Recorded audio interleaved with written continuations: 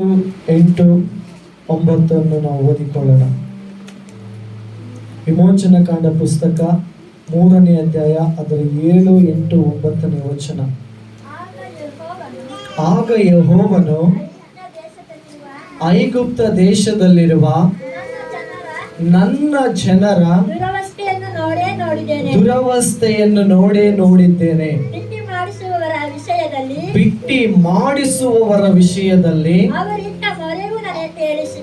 ಅವರು ಇಟ್ಟ ಮೊರೆಯು ನನಗೆ ಕೇಳಿಸಿತು. ಅವರ ದುಃಖವನ್ನೆಲ್ಲ ನಾನು ಬಲ್ಲೆನು. ಆದ ಕಾರಣ ಅವರನ್ನು ಐಗುಪ್ತ್ಯರ ಕೈಯೊಳಗಿಂದ ತಪ್ಪಿಸುವುದಕ್ಕೂ ಆ ದೇಶದಿಂದ ಬಿಡಿಸಿ ಹಾಲು ಜೇನು ಹರಿಯುವ ವಿಸ್ತಾರವಾದ ಒಳ್ಳೆ ದೇಶಕ್ಕೆ ಅಂದರೆ ಕಾನಾನ್ಯರು, ಹಿತ್ತಿಯರು, ಅಮೋರಿಯರು, ಪೆರಿಜಿಯರು, ಹಿವಿಯರು, ಯೆಬೂಸಿಯರು ವಾಸವಾಗಿರುವ ದೇಶಕ್ಕೆ ನಡೆಸಿಕೊಂಡು ಹೋಗುವುದಕ್ಕೂ ಇಳಿದು ಬಂದಿದ್ದೇನೆ. ಆಮೆನ್. ಜೋರಾಗಿ ಹೇಳೋಣ ಆಮೆನ್. Hallelujah, hallelujah. ಇಲ್ಲಿ ದೇವರ ವಾಕ್ಯವನ್ನು ನಾವು ತಿಳಿದುಕೊಳ್ಳಬೇಕಾದಂತ ಒಂದು ಮುಖ್ಯ ಸಂಗತಿ ಏನೆಂದರೆ ಪ್ರಿಯರೇ, ಒಬ್ಬ ಅನ್ಯನಾದಂತ ಅಬ್ರಾಮನನ್ನ ದೇವರು ಆರಿಸಿಕೊಳ್ಳುತ್ತಾನೆ. ಅವನಿಗೆ ವಾಗ್ದಾನ ಮಾಡುತ್ತಾನೆ, ಅವನಿಗೆ ಸಂತತಿಯನ್ನು ಕೊಡುತ್ತಾನೆ, ಆ ಸಂತತಿಯ ಮೂಲಕ ಜನಾಂಗವನ್ನು ಉಂಟು ಮಾಡುತ್ತಾನೆ. ಇದೆಲ್ಲ ವಾಗ್ದಾನ ಯಾರಿಗೆ ಮಾಡಿರುತ್ತಾನೆ ಅಂದ್ರೆ ಮೂಲ ಪಿತೃವಾಗಿರುವಂತ ಅಬ್ರಾಮನಿಗೆ ಅವನ ಕಾಲದಲ್ಲಿ ಮಾಡಿರುವಂತ ವಾಗ್ದಾನ, ಅದರ ಪ್ರತಿಫಲವಾಗಿರುವಂತ ಇವರು ಜನಾಂಗದವರು. ಯೇಸು ಸ್ವಾಮಿ ವಾಕ್ಯ ಹೇಳುವ ಪ್ರಕಾರ ಇಲ್ಲಿ ಇವರು ಎಲ್ಲಿ ಬಾನಿಸತ್ವರಾಗಿರ್ತಾರೆ ಅಂದ್ರೆ ಐಗುಪ್ತ ರಾಷ್ಟ್ರದಲ್ಲಿ ಫರೋಹನ ಸೈನ್ಯದ ಕೈ ಕೆಳಗೆ ಇವರು ಬಾನಿಸತ್ವರಾಗಿರ್ತಾರೆ ಪ್ರಿಯರೇ. ಹಲ್ಲೆಲೂಯಾ. ಇವರ ವಿಷಯದಲ್ಲಿ ದೇವರು ನನಗೆ ಒಂದು ತಿಳಿಯಪಡಿಸಿದಂತ ಒಂದು ಸಂಗತಿ ಪ್ರಕಟಣೆಯನ್ನು ನಿಮ್ಮೊಂದಿಗೆ ನಾನು ಹಂಚಿಕೊಳ್ಳುವುದಕ್ಕೆ ಇಷ್ಟಪಡುತ್ತೇನೆ. ಅವರು ಇಟ್ಟ ಮೊರೆಯು ನನಗೆ ಕೇಳಿಸಿತು ಎಂಬುದಾಗಿ. ಹಲ್ಲೆಲೂಯಾ. ಇಸ್ರಾಯೇಲರಲ್ಲಿ ಐಗುಪ್ತದವರೊಡನೆ ಜಯಿಸುವುದಕ್ಕೆ ಅವರಿಗೆ ಬೇಕಾದಂತ ಯಾವ ಆಯುಧವೂ ಕೂಡ ಈ ಇಸ್ರಾಯೇಲರಿಗೆ ಇರಲಿಲ್ಲ. ಹಲ್ಲೆಲೂಯಾ. ಯಾವುದೇ ಲೋಕ ರೀತಿಯಾದಂತಹ ಆಯುಧಗಳು ಒಂದಾದರೂ ಕೂಡ ಇಸ್ರಾಯೇಲರ ಬಳಿ ಇರಲಿಲ್ಲ. ಆದರೆ ಅವರಿಗೆ ಒಂದು ಚೆನ್ನಾಗಿ ಗೊತ್ತು, ನಮಗೊಬ್ಬ ದೇವರಿದ್ದಾನೆ ಎಂಬುದಾಗಿ, ನಮ್ಮನ್ನು ಕಾಣುವಂತ ಒಬ್ಬ ದೇವರು ಇದ್ದಾನೆ ಎಂಬುದಾಗಿ, ನಮ್ಮ ಪ್ರಾರ್ಥನೆಯನ್ನು ಕೇಳುವಂತ ಒಬ್ಬ ದೇವರು ನಮಗೋಸ್ಕರ ಇದ್ದಾನೆ ಎಂಬುದಾಗಿ ಅವರು ಯಾವಾಗಲೂ ದೇವರ ಮೇಲೆ ಆತುಕೊಂಡಿದ್ದರು, ದೇವರ ಮೇಲೆ ನಂಬಿಕೆ ಇಟ್ಟರು, ದೇವರ ಮೇಲೆ ಅವರು ಅವರ ಪ್ರಾರ್ಥನೆಗಳನ್ನು ಸಲ್ಲಿಸುತ್ತಾ ಇದ್ದರು ಪ್ರಿಯರೇ. ಇದು ಒಂದು ದಿನದ ಕಾಲವಲ್ಲ, ಒಂದು ವರ್ಷದ ಕಾಲವಲ್ಲ, ಇದು ಸುಮಾರು 400 ವರ್ಷಗಳ ಕಾಲಗಳ ಒಂದು ಇವರ ಚರಿತ್ರೆಯನ್ನು ಐಗುಪ್ತದಲ್ಲಿ ಇವರು ಕಳೆದರು ಎಂಬುದಾಗಿ ಹೇಳುತ್ತದೆ ಪ್ರಿಯರೇ. ನೋಡ್ರಿ, ಯೋಸೇಫನ ಮೂಲಕವಾಗಿ ಬಂದಂತ ಮೂಲಕ ಅನೇಕ ಜನರು ಅಲ್ಲಿ ಯಾಕೋಬನ ಕುಟುಂಬ ಎಲ್ಲ ಐಗುಪ್ತಕ್ಕೆ ಅಲ್ಲಿ ಬಂದು ವಾಸ ಮಾಡ್ತಾರೆ ಪ್ರಿಯರೇ. ನೋಡ್ರಿ, ತಲೆ ಮಾರಿನವರೆಗೂ ಜನಾಂಗಗಳಿಗೂ ಅವರವರ ಕಾಲದಲ್ಲಿ ಅವರು ಜೀವಿಸಿ ಅವರು ಆಳ್ವಿಕೆ ಮಾಡಿ ದೇವರ ವಾಗ್ದಾನದ ಪ್ರಕಾರ ದೇವರ ಚಿತ್ತವನ್ನು ಮಾಡಿ ಅವರು ಈ ಲೋಕದ ನಿದ್ರೆಯನ್ನು ಹೋದಾಗ ಅವರ ಪ್ರಾರ್ಥನೆಯ ಒಂದು ಯಾವುದು ಅವರು ನಿಲ್ಲಿಸಲಿಲ್ಲ ಪ್ರಿಯರೇ. ಹಲ್ಲೆಲೂಯಾ. 400 ವರ್ಷಗಳಲ್ಲಿ 4 ತಲೆಮಾರುಗಳು ಕಾಲ ಬದಲಾವಣೆ ಆಗುತ್ತದೆ ಹೊರತು ಅವರ ಜೀವಿತದಲ್ಲಿ ಪ್ರಾರ್ಥನೆ ಎಂದಿಗೂ ನಿಲ್ಲಿಸಿರಲಿಲ್ಲ. ಅವರು ಎಷ್ಟರ ಮಟ್ಟಿಗೆ ದೇವರಲ್ಲಿ ಪ್ರಾರ್ಥನೆಗೆ ಒಳಗಾಗಿದ್ದರು ಎಂಬುದಾಗಿ ಈ ವಾಕ್ಯದ ಮೂಲಕ ನಾವು ಅರಿತುಕೊಳ್ಳಬೇಕಾದ ಸಂಗತಿಯಾಗಿದೆ. ಐಗುಪ್ತದಲ್ಲಿ ನೋಡ್ರಿ, ಈ ಇಸ್ರಾಯೇಲರಿಗೆ ನಾವು ಯಾವಾಗಲೂ ದೇವರ ವಾಕ್ಯವನ್ನು ಬಹಳಷ್ಟು ಪ್ರೀತಿಯಿಂದ ಆಸಕ್ತಿಯಿಂದ ಅದನ್ನು ನಾವು ಗಮನಿಸಿ ಓದುವವರಾಗಿರಬೇಕು.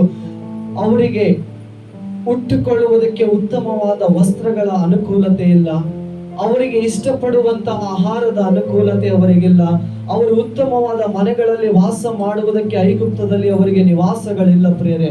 ಅಂತ ಅವಸ್ಥೆಯಲ್ಲಿ ಕೂಡ ಅವರನ್ನ ಇಸ್ರಾಯೇಲರು ಏನೋ ಒಂದು ರೀತಿಯಲ್ಲಿ ಕೀಳಮಟ್ಟದಲ್ಲಿ ಅವರನ್ನು ಉಪಯೋಗಿಸಿ ಅವರ ದೇಶದ ಅಭಿವೃದ್ಧಿಗಾಗಿ ಅವರನ್ನು ದುಡಿಸಿಕೊಳ್ಳುತ್ತಾ ಇದ್ದರು. ಇಂಥ ಎಲ್ಲಾ ಸಂದರ್ಭಗಳಲ್ಲಿ ಅವರಿಗೆ ಎಲ್ಲಾ ಕೊರತೆ ಇದ್ದರೂ ಕೂಡ ಅವರ ಜೀವಿತದಲ್ಲಿ ಅವರು ಪ್ರಾರ್ಥನೆಯನ್ನು ಕೊರತೆಯಾಗಿ ಬೀಳಿಸಿಕೊಳ್ಳಲಿಲ್ಲ ಪ್ರಿಯರೇ. ಅವರಿಗೆ ಚೆನ್ನಾಗಿ ಗೊತ್ತು, ನಾವು ಪ್ರಾರ್ಥನೆಯಿಂದಲೇ ಈ ದೇಶವನ್ನು ನಾವು ದಾಟಿ ಹೋಗ್ಲಿಕ್ಕೆ ಸಾಧ್ಯ. ನಮ್ಮ ಪ್ರಾರ್ಥನೆಯಿಂದಲೇ ನಮ್ಮ ದೇವರು ನಮ್ಮನ್ನು ಬಿಡಿಸಲಿಕ್ಕೆ ಸಾಧ್ಯ. ನಾವು ಪ್ರಾರ್ಥನೆಯಿಂದಲೇ ನಾವು ಇಲ್ಲಿಂದ ನಾವು ಬಿಡುಗಡೆಯಾಗಿ ಹೊಂದಲಿಕ್ಕೆ ಸಾಧ್ಯ ಎಂಬುದಾಗಿ ಅವರು ಯಾವಾಗಲೂ ದೇವರಲ್ಲಿ ನಂಬಿಕೆ ಇಟ್ಟವರಾಗಿದ್ದರು. ಇವತ್ತು ಆತ್ಮಿಕರಾದ ನಾವುಗಳು ಕೂಡ ಅನೇಕ ಸಮಯಗಳು ನಮಗಿದಾವೆ, ಅನೇಕ ಅನುಕೂಲತೆಗಳು ನಮಗಿದಾವೆ, ಅನೇಕ ಅವಶ್ಯಕತೆಗಳಲ್ಲಿ ನಾವು ಎಲ್ಲಾ ಆಶೀರ್ವಾದಗಳಲ್ಲಿ ಹಾದು ಹೋಗ್ತಾ ಇದ್ದರೂ ಕೂಡ ನಮ್ಮಲ್ಲಿ ಯಾವ ಕೊರತೆ ನಮಗೆ ಇದೆ ಎಂದರೆ ಪ್ರಾರ್ಥನೆ ಕೊರತೆ ಪ್ರಿಯರೇ. ಹಲ್ಲೆಲೂಯಾ. ನಾವು ಪ್ರಾರ್ಥನೆಯನ್ನ ಹೇಗೆ ಸೀಮಿತ ಮಾಡಿಕೊಂಡಿದ್ದೇವೆಂದರೆ ನಮಗೆ ಮನಸ್ಸು ಬಂದಾಗ ನಾವು ಮಾಡುವಂತ ಸಂಗತಿಗೆ ಅದನ್ನು ನಾವು ಇಟ್ಟುಕೊಂಡಿದ್ದೇವೆ ಪ್ರಿಯರೇ. ಈ ಪ್ರಾರ್ಥನೆ ಎನ್ನುವಂಥದ್ದು ನಮಗೆ ಭೌತಿಕ ಒಂದು ಅಂಶಗಳ ಒಂದು ಅನುಗ್ರಹಗಳು ಇಲ್ಲದಿದ್ದಾಗಲೂ ಇದ್ದಾಗಲೂ ಅದು ಅಷ್ಟರ ಮಟ್ಟಿಗೆ ಅದರ ಸ್ಥಾನ ಅದು ಆಗಿರಬೇಕು ಪ್ರಿಯರೇ. ಹಲ್ಲೆಲೂಯಾ. ಯಾವಾಗ ಆ ಪ್ರಾರ್ಥನೆ ಎಂಬ ಆಯುಧವನ್ನು ನಾವು ಬಿಗಿಯಾಗಿ ನಾವು ದೇವರಲ್ಲಿ ಹಿಡಿದುಕೊಳ್ಳುತ್ತೀವೋ ಆ ಒಂದು ಕಾರ್ಯವು ಕರ್ತನೆ ಈ ಲೋಕದಲ್ಲಿ ಸಾಧಿಸುವವನಾಗಿದ್ದಾನೆ. ನೋಡ್ರಿ, ಫರೋಹನ ಸೈನ್ಯದ ಕಾಲದಲ್ಲಿ ಆ ರಾಜನ ವಿರುದ್ಧವಾಗಿ ಹೋರಾಡುವುದಕ್ಕೆ ಅನೇಕ ರಾಜರುಗಳು ಬಹಳಷ್ಟು ಸಾರಿ ಯೋಚನೆ ಮಾಡ್ತಾ ಇದ್ರು. ಅಂತ ರಥಬಲಗಳು, ಅಶ್ವಮೇಧಗಳು ಅವನಲ್ಲಿದ್ದವು ಪ್ರೇರೆ. ಅವನಲ್ಲಿರುವ ಆಯುಧಗಳನ್ನು ನೋಡಿ ಅನೇಕ ರಾಜರುಗಳು ಎದುರ್ತಾ ಇದ್ರು ಅವರ ವಿರುದ್ಧವಾಗಿ ಯುದ್ಧ ಮಾಡುವುದಕ್ಕಾಗಿ.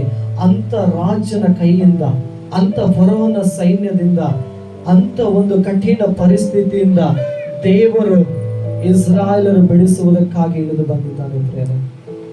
ಮೋಶೆಗೆ ಸಂದರ್ಶನ ಕೊಟ್ಟು ಮಾತನಾಡಿ ಹೇಳ್ತಾ ಇದ್ದಾನೆ, ಅವರು ಯಾವ ವಿಷಯಕ್ಕಾಗಿ ಮೊರೆ ಇಟ್ಟರೋ, ಯಾರ ವಿಷಯದಲ್ಲಿ ಮೊರೆ ಇಟ್ಟರೋ ಅದೆಲ್ಲವನ್ನು ನಾನು ಬಲ್ಲೆನು ಎಂಬುದಾಗಿ. ಇವತ್ತು ನಾವು ದೇವರಲ್ಲಿ ನಾವು ಇರುವಾಗ ನಮಗೆ ಎಷ್ಟೇ ಕಷ್ಟಗಳಿದ್ದರು, ನಾವು ಯಾವುದೇ ಮಾರ್ಗವಾಗಿ ಹಾದುಕೊಂಡು ಹೋದರು, ನಾವು ನಿಸ್ಸಹಾಯಕವಾಗಿ ಇದ್ದರು, ನಾವು ಲೌಕಿಕವಾಗಿ ಯಾವುದೇ ಒಂದು ಅನುಕೂಲತೆ ಅನಾನುಕೂಲತೆ ನಮಗೆ ಇಲ್ಲದೆ ಇರುವಾಗಲೂ ಕೂಡ ನಾವು ಏನು ಮಾಡಬೇಕಂದ್ರೆ ನಮ್ಮ ಪ್ರಾರ್ಥನೆಯಲ್ಲಿ ನಾವು ನಡೆಯುವವರಾಗಿರಬೇಕು, ನಮ್ಮ ಪ್ರಾರ್ಥನೆಯಲ್ಲಿ ನಾವು ಸಾಗುವವರಾಗಿರಬೇಕು.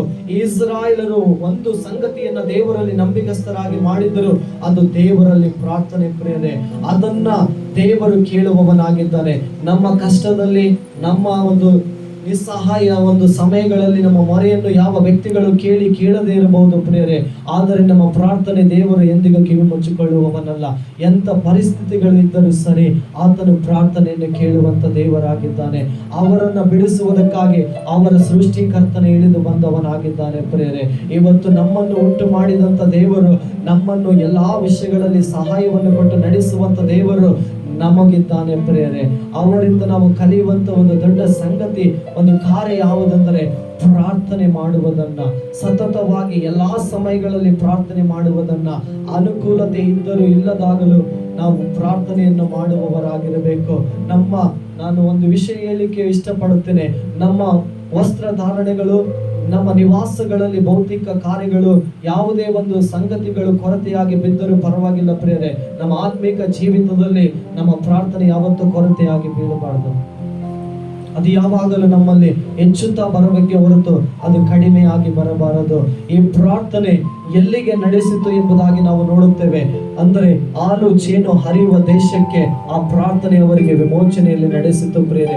ಇವತ್ತು ನಮಗಿರುವಂತಹ ವಾಗ್ದಾನಗಳನ್ನು ನಾವು ಸ್ವಾಧೀನಪಡಿಸಿಕೊಳ್ಳಬೇಕೆಂದರೆ, ನಮಗಿರುವಂತ ಆಶೀರ್ವಾದಗಳನ್ನು ನಾವು ಅನುಭವಿಸಬೇಕಾದರೆ, ನಮಗಿರುವಂತ ಎಲ್ಲಾ ಕಾರ್ಯಗಳಲ್ಲಿ ದೇವರು ಇಟ್ಟಂತ ಎಲ್ಲ ಒಂದು ಆಶೀರ್ವಾದಗಳು ನಾವು ಅದನ್ನು ಅನುಭವಿಸಬೇಕೆಂದರೆ ಅವುಗಳಿಗೋಸ್ಕರವೆಲ್ಲ ನಾವು ಪ್ರಾರ್ಥನೆ ಮಾಡಬೇಕು. ಇವತ್ತು ನಾನು ಯಾವುದಕ್ಕಾಗಿ ಪ್ರಾರ್ಥನೆ ಮಾಡುತ್ತಾ ಇರುವುದೆಂಬುದನ್ನು ಕೂಡ ನಾವು ಎಚ್ಚರಿಕೆಯಿಂದ ಮಾಡಬೇಕಾಗಿದೆ ಪ್ರಿಯರೇ.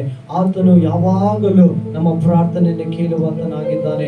ನಾವು ಹೆಚ್ಚಾಗಿ ನಮ್ಮ ಆತ್ಮಿಕ ಜೀವಿತದ ಒಂದು ಬೆಳವಣಿಗೆಗಾಗಿ, ವಾಗ್ದಾನಗಳಿಗಾಗಿ, ದೇವರ ಚಿತ್ತಕ್ಕಾಗಿ ನಾವು ಪ್ರಾರ್ಥಿಸುವವರಾಗಿರೋಣ.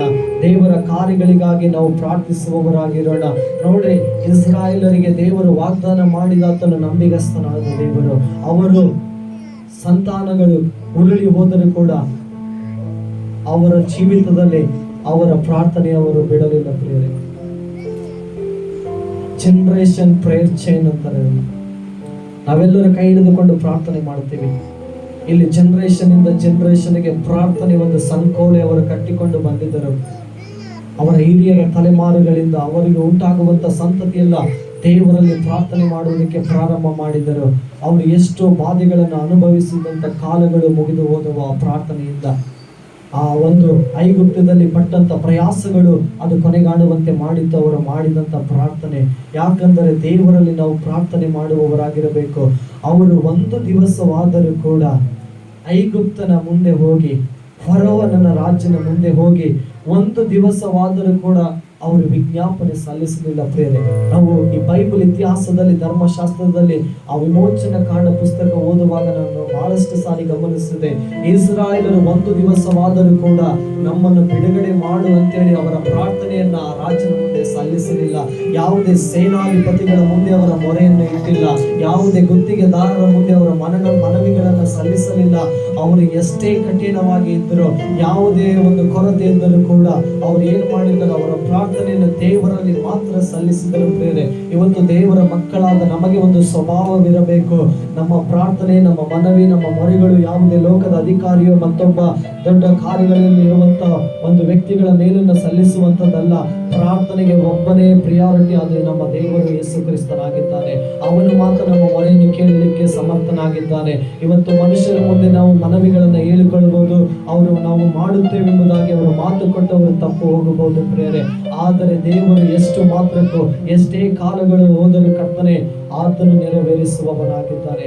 ದೇವರ ವಾಕ್ಯ ಹೇಳುತ್ತದೆ, ತಡವಾದರೂ ಸರಿ ಅದು ತಾಮಸವಾಗುವುದಿಲ್ಲ ಎಂಬುದಾಗಿ. ಅನೇಕ ವರ್ಷಗಳು ಆದರೂ ಕೂಡ ಇಸ್ರಾಯೇಲರು ಪ್ರಾರ್ಥನೆಯನ್ನು ಬಿಡಲಿಲ್ಲ. ಒಂದು ವಿಶೇಷ ಸಂಗತಿ ಏನೆಂದರೆ, ಐಗುಪ್ತದಲ್ಲಿ ಅವರಿಗಿರುವಂತ ಸಮೃದ್ಧಿ ಯಾವುದೇ ಸೈತಾನನು ಕೂಡ, ಯಾವುದೇ ಶತ್ರುಗಳು ಕೂಡ, ಐಗುಪ್ತನ ಪರನ ಬಲವು ಕೂಡ ತಡೆ ಹಿಡಿಯಲಿಕ್ಕೆ ಆಗಲಿಲ್ಲ ಪ್ರೇರೆ. ಹಲ್ಲೆಲೂಯಾ. ಇಸ್ರಾಯೇಲರು ಹೆಚ್ಚುತ್ತಾ ಬಂದರು ಎಂಬುದಾಗಿ ನಾವು ದೇವರ ವಾಕ್ಯ ಸಾಕ್ಷಿ ಕೊಡುವುದನ್ನು ನಾವು ನೋಡುತ್ತೇವೆ.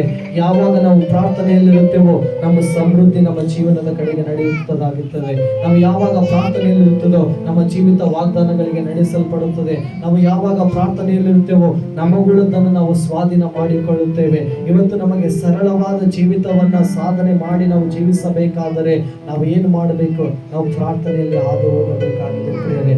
ಅನೇಕ ವಿಷಯಗಳಲ್ಲಿ ನಾವು ಪ್ರಾರ್ಥನೆ ಮಾಡುವವರಾಗಿರಬೇಕು. ಇವತ್ತು ನಮಗೂ ಯಾವ ವಿಷಯದಲ್ಲಿ, ಯಾವ ಕಾರ್ಯಗಳು ಚಿಂತೆಯಲ್ಲಿ ಆಲೋಚನೆಯಾಗಿ ಬಿಗಿಯಾಗಿ ಹಿಡಿದುಕೊಂಡಿರುವಂತಹ ವಿಷಯಗಳೆಲ್ಲವೂ ಅವುಗಳಿಗೋಸ್ಕರ ನೀವು ಪ್ರಾರ್ಥನೆ ಮಾಡಿರಿ.